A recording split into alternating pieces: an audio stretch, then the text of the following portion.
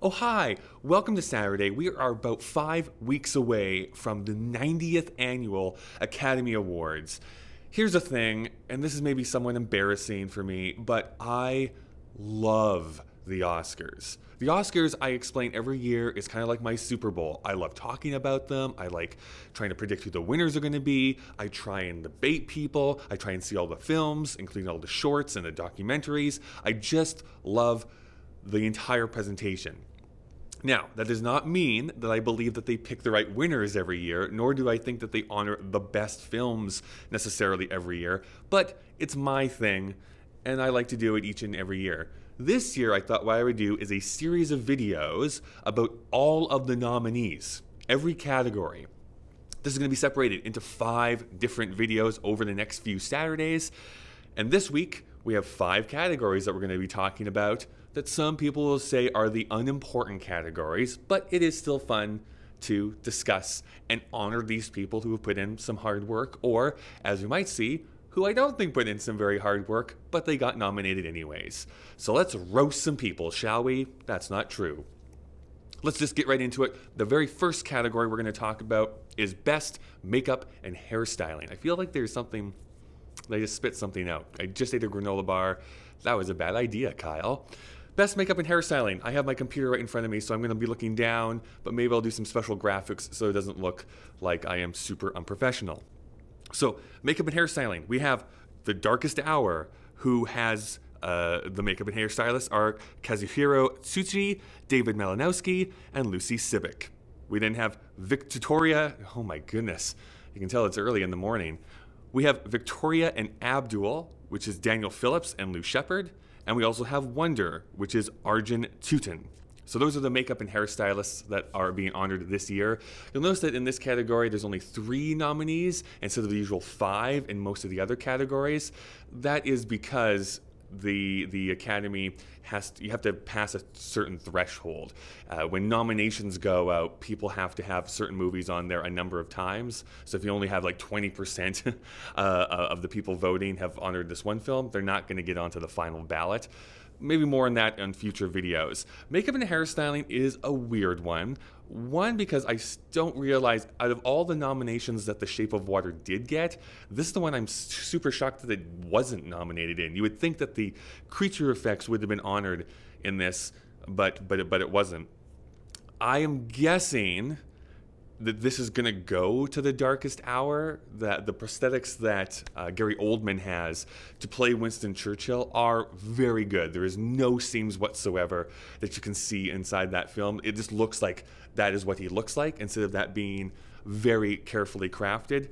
That being said, they very often in this and then the next category we're going to be talking about, which is costume design, like to honor like Victorian era films, I find, because of all the wigs and stuff that they have to wear.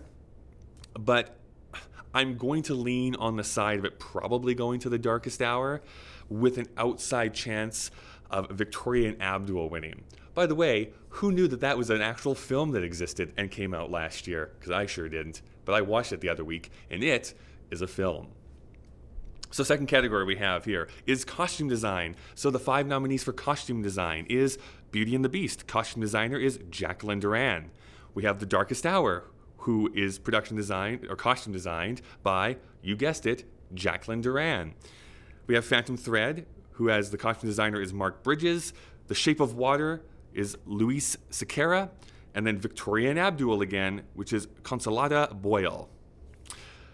So once again, costume design very, very often goes to the Victorian film. Or occasionally, if it's like set in the 1920s, that's the film that it goes to. So for me, this can go in multiple different ways. I'm pretty sure that Jacqueline Duran, being nominated twice in this category, has a 40% chance of winning, obviously, but has the best shot with Beauty and the Beast, because those costumes are real good. That being said, you have Phantom Thread, which is all about costumes. It's all about fashion design. So I'm curious if they might honor that, just because they probably spent a lot of time trying to hold true to that industry. But then again, you have like Victorian Abdul, which would normally be my favorite pick at least, and then The Shape of Water has some great costume design in it as well, being in that like time period that it's in. However, if I was a betting man, and I am, if I was a betting man, I am going to probably pick Beauty and the Beast. I think this is somewhat of a lock in this one, but I would not be surprised if any one of those other films got it, except for The Darkest Hour. I don't see it going to them. So Jacqueline Duran wins for Beauty and the Beast is my guess. Next up, production design. Production design, we have Beauty and the Beast, which has Sarah Greenwood as the production designer and Katie Spencer as set decorator. We have Blade Runner 2049. Dennis Gassner is the production designer. Alessandra Cazorla is the set decorator. I am so bad with names, as you can see. Darkest Hour, Sarah Greenwood is the production designer. Katie Spencer is the set decorator. Again, double nominees in the same category. Fourth movie is Dunkirk. Nathan Crowley is the production designer, and Gary Fettis is the set decorator. And then finally we have The Shape of Water, who has Paul Denham Osterberry as the production designer. Love that name. And then Shane Vio and Jeff Melvin as the set decorators. So for those of you who might not be like 100% sure what production design is, these are separated into kind of two different people being nominated in the same category: the production designer and then the set decorator. So this, you've probably seen, if you've ever looked at any of those making of documentaries of when they have like the storyboards and some of the pictures and drawings of like, this is what the costumes are going to look like and this is what the set is going to look like. That is what the production designer is doing. They are meeting with the cinematographer, the producers, the director to make sure that they're on the right track, but they are basically looking at the overall look of a film and making sure that they're picking the right fabrics, that they're picking the right colors, that they're making sure that it's like of the time period. They're doing all of that stuff and then giving that on to the actual like costume designers to create those costumes, and then also going to the set decorators, who are the other people that are nominated, to actually make that realized and happen. So the set decorators are the ones who are going in and trying to make the sets look lived in and real and come alive off of the screen. So they're the ones who are placing that clock just so in the background, or making sure that it's these particular newspapers with the right headlines and stuff on them on the desk of somewhere. So that being said, if we're looking at the overall look, I can't imagine this not going to Blade Runner. That being said, just because of how many nominations it has, The Shape of Water is also a favorite, I think, in this category. Again, the only one I could say for sure I don't think is going to win in this category is Darkest Hour, which, look out and see that like sweeps the entire Oscars that night or something. But yeah, I really think that this is Blade Runner or The Shape of Water are your two favorites, and hopefully it goes to Blade Runner. I think it deserves to go to Blade Runner. But oftentimes they don't honor the people who I think they should be honoring, so that's where it is. We're going to finish off this video with the two music categories. So we have original song. We have a song called Mighty River from the movie Mudbound. Music and lyrics by Mary J. Blige, Raphael Saadiq, and Tura Stinson. We have the song Mystery of Love from the film Call Me By Your Name. Music and lyrics by Sufjan Stevens. I finally figured out how to say his name properly. We have the song Remember Me from Coco, which is music and lyrics by Kristen Anderson Lopez and Robert Lopez. We have the song Stand Up for Something from the film Marshall, which has music by Diane Warren, lyrics by Lonnie R. Lynn and Diane Warren. And then finally, This Is Me from the movie The Greatest Showman, music and lyrics by Benj Pasek and Justin Paul. So I do have to say a few different things about this. I have been recently listening, and I made this playlist on Apple Music, not a plug or anything, but that's what I use. And I made this playlist of every song that has ever won the Best Song Oscar.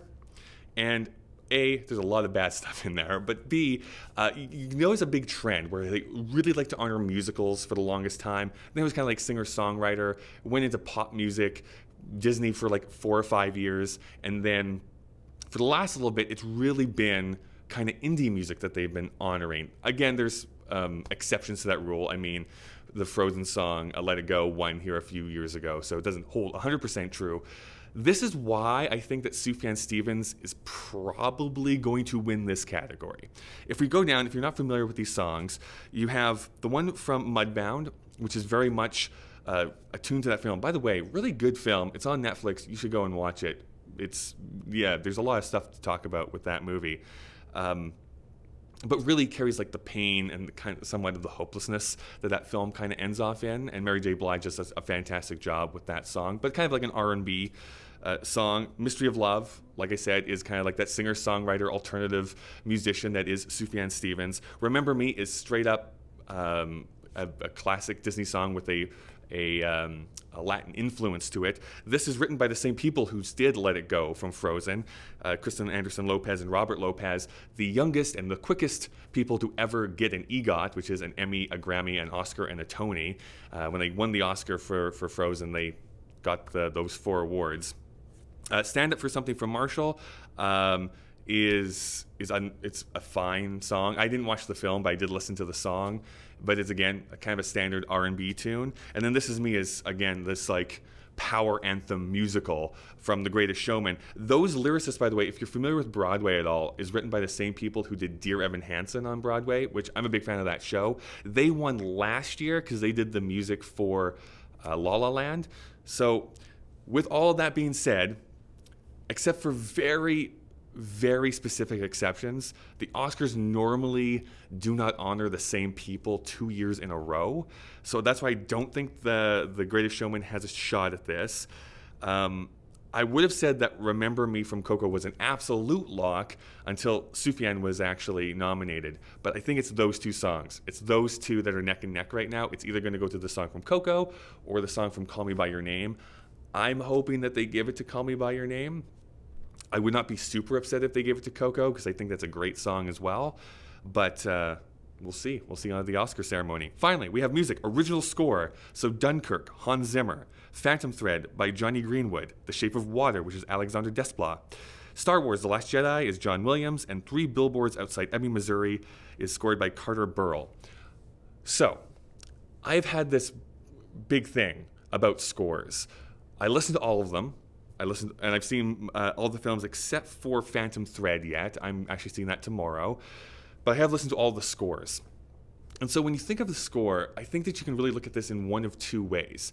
And I don't think it's a wrong or right way, it just depends on your point of view. Is that should you honor a score that fits the film really well, or should you be honoring it because it's great as a piece of music by itself? Because if we're looking at a score that fits the movie while you're watching it, give it to Dunkirk. Give it to Hans Zimmer, because that fits that movie so incredibly well. That being said, if you are to look at this music just by itself and listen to it as music, then I don't think Dunkirk works really well. It's discordant. It's not nice to sit and listen to. Out of all of them, actually, weirdly, is Phantom Thread by Johnny Greenwood. I thought that had the best just music to sit and listen to as an audio experience. That being said, I think John Williams does a fine job with the Star Wars theme. Carter Burwell for 3 Billboards is doing some interesting kind of modern, not really bluegrass music, but that's kind of like in the infused in there. And then Shape of Water, I like Alexander Desplat as a composer most of the time anyways. I think that Shape of Water... to me, there's 3 of them. The Shape of Water, Phantom Thread, or Dunkirk. It's one of those 3. Again, if you're saying this is the best music that fits the movie that it's in, Hans Zimmer. But I mean, you listen to other stuff that he's done, like even the Batman movies or Gladiator or Lion King, all that stuff I can listen to as pieces of music. I do not enjoy listening to the Dunkirk soundtrack by itself. Phantom Thread has the best music just to sit and listen to, but Alexander Desplat has some great stuff in Shape of Water. I don't know how this is going to shake out. I'm going to guess that Shape of Water wins this. That's my guess, but I don't really know. I would love to know what you think. These are the first 5 categories we're talking about. Next week, we're going to get into some of the other trade stuff, like cinematography, and some of the short films are going to come out next week as well that we're going to talk about. So stay tuned for that. But before we get to the next week, I'd love to hear what you think. Is there any standouts here? Do you think that absolutely there's going to be a certain movie that wins in each of those categories? Who are you hoping for? Who do you not want to see win? Let me all know all that kind of stuff down in the comments below. Thanks so much for watching. My name is Kyle. I upload videos usually every Monday and Thursday, but for the next 5 weeks, I'm here on Saturdays as well, deconstructing the Oscars with you, hopefully, playing the home game. A lot of this stuff, like the music stuff, is available on like Spotify or Apple Music. Some of this stuff is actually available on Netflix or from your VOD systems, and some of them are still in theaters. So go and support good films out in those theaters as well. Until next time, we'll keep watching movies. I don't know how to end these. This is so awkward.